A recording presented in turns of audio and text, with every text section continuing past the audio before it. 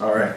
Hey guys, I hope everyone is doing well. This is Rudy. Hey, I'm reading that, I got about 15 minutes, so I got to be quick, but I'm reading that 1,500 plus page manifesto by Anders Breivik, and I'll put a link in the information bar where you can download it yourself, and I'll put a link in the information bar where you can watch the video that he put out before he went on his rampage, murdering rampage.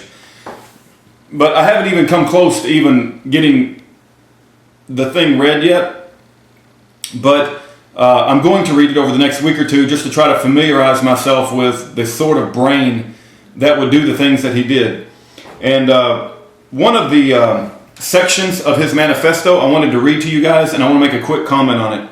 It's called "There Are No Atheists in Foxholes." And I'm just going to read to you exactly what he says, and then I'm going to give you my little commentary, and that'll be the end of that. I'm not going to pretend I'm a very religious person, as that would be a lie. I've always been very pragmatic, influenced by my secular surroundings and environment. In the past, I remember I used to think religion is a crutch for weak people. What is the point believing in a higher power, higher power, if you have confidence in yourself? Pathetic. Perhaps this is true for many cases. Religion is a crutch for many weak people, and many embrace religion for self-serving reasons, as a source for drawing mental strength, to feed their weak emotional state. It says F, to feed their weak emotional state, example during illness, death, poverty, etc. Since I am not a hypocrite, I'll say directly that this is my agenda as well. However, I have not yet felt the need to ask God for strength yet, but I'm pretty sure I will pray to God as I'm rushing through the city, guns blazing, with 100 armed system protectors pursuing me with the intention to stop and or kill. I know there is an 80% chance that I'm going to die during the operation, as I have no intention to surrender to them until I have completed all 3 primary objectives and the bonus mission. When I initiate, providing I haven't been apprehended before then, there is a 70% chance that I will complete the first objective, 40% chance the second, 20% chance the third, and less than 5% chance that I will be able to complete the bonus mission. I don't know what any of these things are. It is likely that I will pray to God for strength at one point during that operation, as I think most people in that situation would. I can't possibly imagine how my state of mind will be during the time of the operation, though. It will be during a steroid cycle on top of that. During the ephedrine rush, I guess he's admitting to take steroids here, I'm not sure. During the ephedrine rush, which will increase my aggressiveness, physical performance, and mental focus with at least 50 to 60%, but possibly up to 100%. In addition, I will put on my iPod on max volume as a tool to suppress fear if needed. I might just put Lux Arturna by Clint Maxwell on repeat, as it is an incredibly powerful song. The combination of these factors, when added on top of intense training, simulation, superior armor, and weaponry, basically turns you into an extremely focused and deadly force, a one-man army.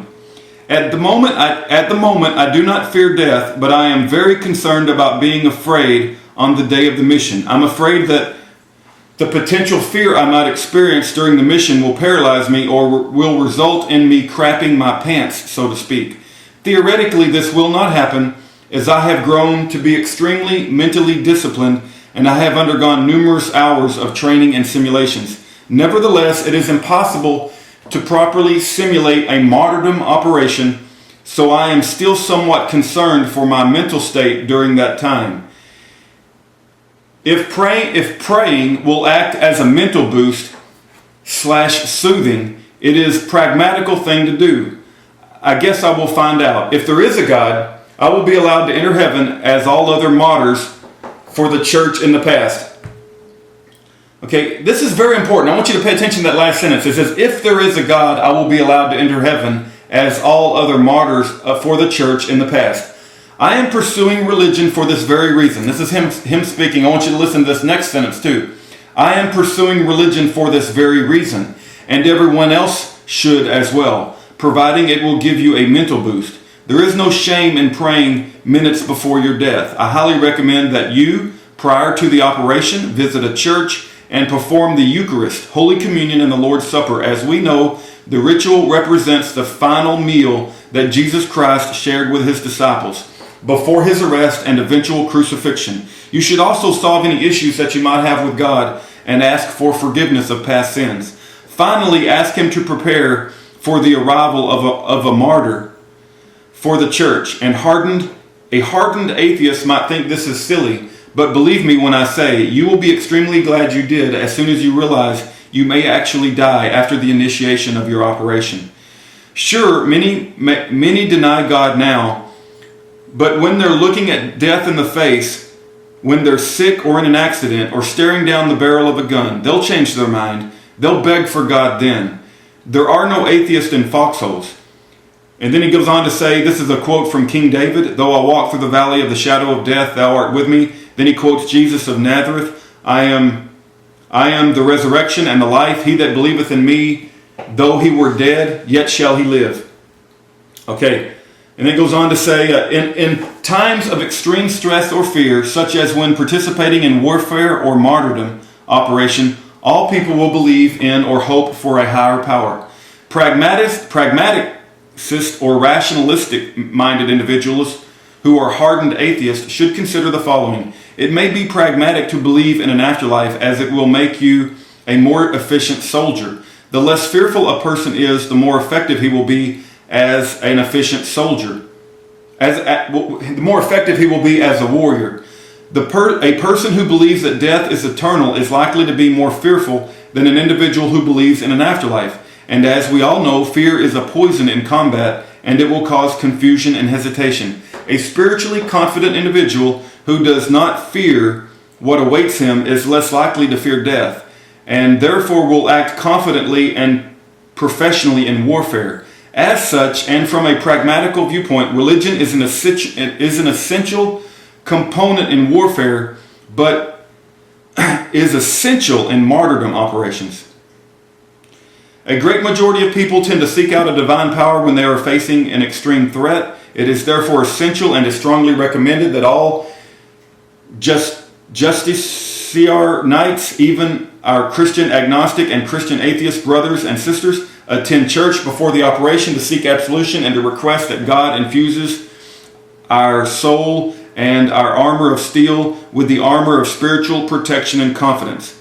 It goes on to say a Templar knight is a truly fearless knight and secure on every side, for his soul is protected by the armor of faith, just as his body is protected by the armor of steel. He is thus doubly armed and need fear neither demons nor men. Okay, and he goes on to say there are no atheists in foxholes. Okay, I got to make this quick because I got somewhere I got to be. But look, for all of you atheist and secular-minded people, you're spiritually blinded. And when I read this, I'm telling you, I see it through a spiritual grid and a biblical grid. I'm not saying that I'm smarter than anybody else, but true Christians who know that God exists just as much as I'm holding up this envelope. See, the fact that I'm holding up this envelope and the fact that I believe there is a God is the same level of belief. I know it for a fact. I've seen it. I've seen God work in my own life. So I wanted to share a couple of quotes with you that really stuck out in my mind. Let me find them. Okay, he says if praying will act as an additional mental boost. So he considers praying not as an act of talking to the Lord who created him, but as an opportunity to get a mental boost. And then he goes on to say, I am pursuing religion for this very reason, and everyone should as well, providing it will give you a mental boost. First of all, you don't love the Lord and you don't pray to the Lord for the purpose of getting a mental boost. That's a very selfish reason. First of all, when you recognize that the Lord created you, you want to give yourself to His will so that He may use you for good in this world. He may use you for good in this world, not to go kill all your countrymen. And then he also has a sentence in here. He says, if there is a God, I will be allowed to enter heaven. So it's like he's not sure, right? He's like, it sounds to me that the man thinks there might be a God because he's been gifted with a very brilliant brain, and he can't imagine evolution being true, and he can't imagine there not being a God. So he's came to the conclusion that there might be a God, and if there is, it wouldn't hurt to go ahead and pray to him. But see, that's not true belief. Belief is when you know it for sure because you've prayed to him, you've seen him work in your life, and you know it for a fact. You have to know it, and you do have to be willing to die. But I guarantee you that the God that I serve would not ask me to go on a killing rampage and kill all my countrymen. So this guy had found out about the power of God, and he was trying to use it for his own mental boost. He was trying to use it for his own selfish purposes. And a true believer of God will give their life to God as a holy sacrifice so that God may use their life to convert others to Christ and to bring righteousness throughout the world, not to go kill all their countrymen. I agree with a lot of the conclusions that I've read so far, but I don't agree with killing all my countrymen, obviously, to make a point. I think this is a hit piece on Christianity. He puts himself up as a Christian, and the spiritually blind and the secular of the world will say this is another example of Christianity gone awry, and they'll use it as an example of why we need to rip religion out of the world. And nothing could be furthest from the truth. First of all, he admits that he says if there is a God. A true Christian would never say if there is a God. A Christian would say there is a God. I have seen him work in my life. I believe in him to the point of my death. And he wouldn't use the phrase if there is a God. He also wouldn't use the phrase that I pray in order to get a mental boost, right? A true Christian would never say that. Lord, I'm going to pray to you to get a mental boost. How selfish is that? Lord, I pray that you'll use me. I pray that you'll forgive me of my sins. I pray that your will be done in my life. But I'm not going to pray that, just for the sake of getting a mental boost so I can,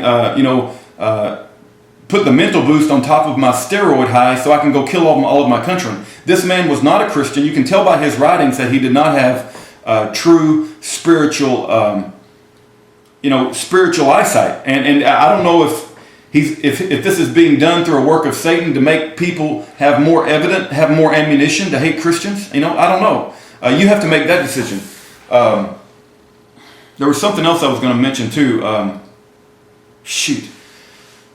Oh, these things go through my mind and I try to remember what they are, but maybe I'll think about it next time. I've got to go right now.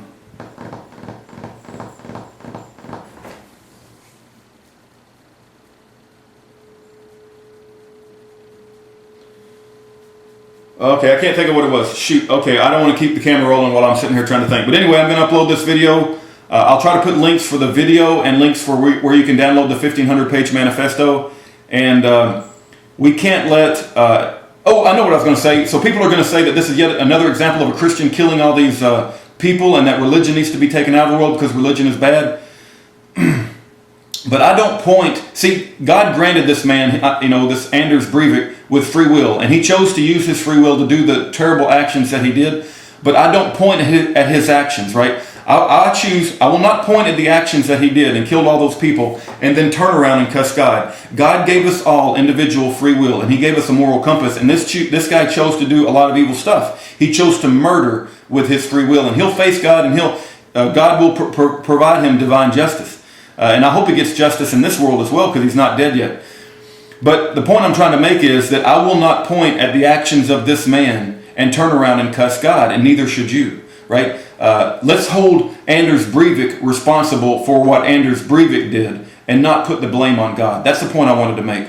But anyway, I'll put the links in the information bar where you can watch the video and read the stuff if you want to. I think it's important to understand what's going on in the world, and I don't know if this guy wrote this or if it's been planted. I don't know. I mean, I don't trust anything anymore, but I know they're going to try to use this document against Christianity, and so we need to prepare ourselves. God bless every one of you, and take care.